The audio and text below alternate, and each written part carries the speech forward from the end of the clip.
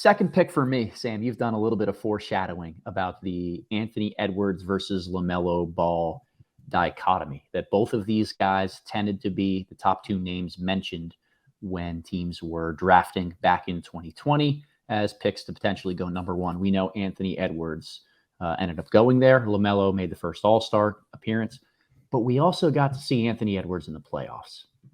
And what we saw from him was a little bit different of a version than what we've seen in the regular season. Much more engaged in terms of on-ball defense, much more, impact that comes from his takeover offense and showing that he's able to do that on a big stage and consistently against really good defenders. I am going Anthony Edwards number 2 because I still buy in his upside to be a better two-way player than LaMelo Ball.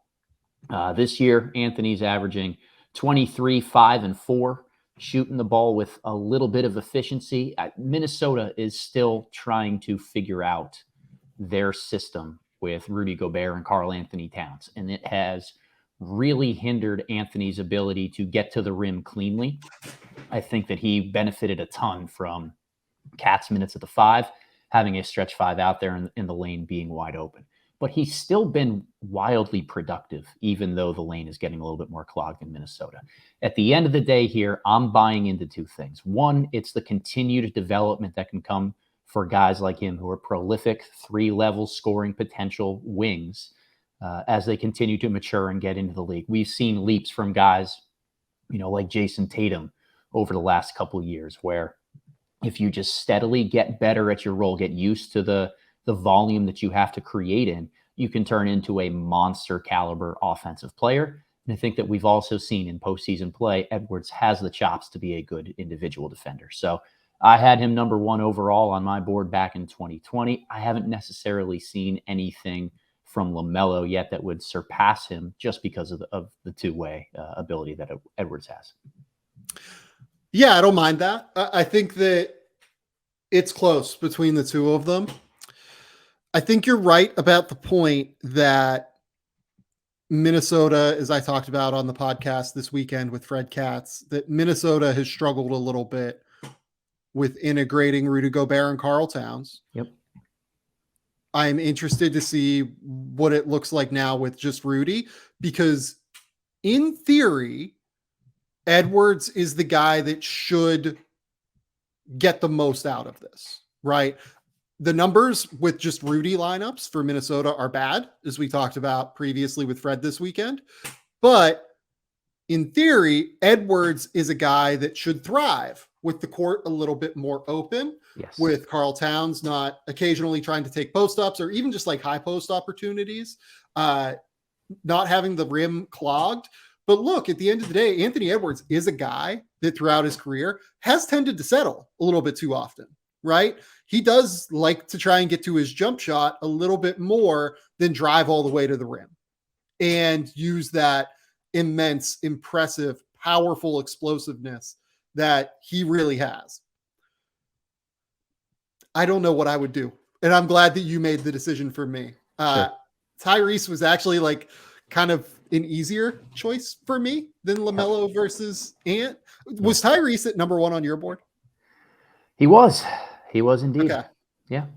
So we have now number 2 versus number 3. I'm obviously going to take LaMelo Ball here.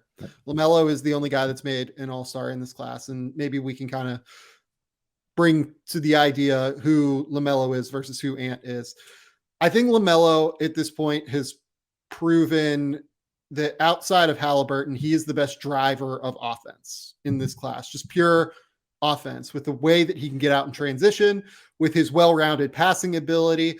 I do think that if we get LaMelo in the right situation at some point in a circumstance that like really works, he could be someone that averages 10 assists a game, like very easily. He has that passing ability. He has that vision. He has that creativity off the bounce, the live dribble passing game, the strength in his hands to be able to throw passes from all sorts of different angles, the creativity of just the way that he gets into the paint, despite not being an immensely explosive person. He's also big. He's like 6'7", and being able to pass at that level is such a substantial advantage. I think I would take him over Ant at this point. And it's hard because the thing that worries me most about Ant is what has kind of borne out throughout the course of this season, where he just kind of came in overweight and has not been the attacking aggressive guy that was super positive entering last season. Yep. Right. I don't know. I feel strange about what I've seen from Anthony Edwards this year. I feel like there are one of two ways that it could have gone. He could have taken last year's playoff series where he pushed the Memphis Grizzlies, where he was the best player in that series for Minnesota, not Karl Towns, and built upon it and grown and averaged 28 points a game, even with Rudy Gobert and Karl Towns in the mix, and just exploded in that way, especially with how much Karl Towns has been willing to defer throughout the course of the season. Karl Towns right now, his field goal attempt rates are down to like rookie season level numbers. And when you account for pace, I would imagine that Karl Towns is like field goal attempts per however many minutes he plays or whatever, for however many possessions he plays, they're probably on a per possession basis lower than they've ever been throughout his career. They actually are. Yeah. So the only thing that matches up is his third season, where he was right around the same mark, but he's 0.1 lower this year per 100 possessions. So there's been every opportunity for Anthony Edwards to really explode this year. And it just hasn't happened. I think in part because he doesn't look as explosive as what he did last year. I think because he came in a bit heavy, which is something that Karl Towns has alluded to in multiple press conferences for the Minnesota Timberwolves this year. So I don't know, man.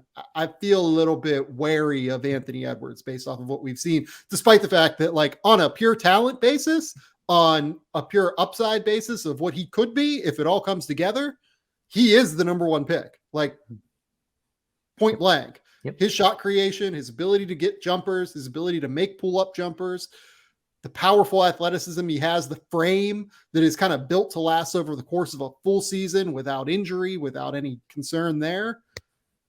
Yeah. I mean, man, that's the upside there, right? Well, and that's the comparison with LaMelo. I mean, we can talk about Ant being maybe slightly overweight, not being as explosive, having some plays and possessions where he's frustratingly settling for jumpers more than my wife settled when she married me. But LaMelo, he's not even on the floor a lot of times. He is proven to be a little bit banged up, and I would much rather go with the guy who, despite some of that, is still being able to play through and be consistently on the floor.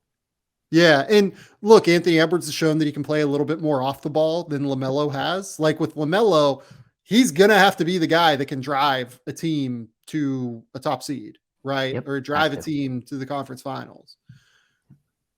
I think he has a chance to do that. No doubt. But I'm not sure that he can, which is why I went Tyrese over him at the top. And, okay. Yep. And I went Ant too for that reason as well.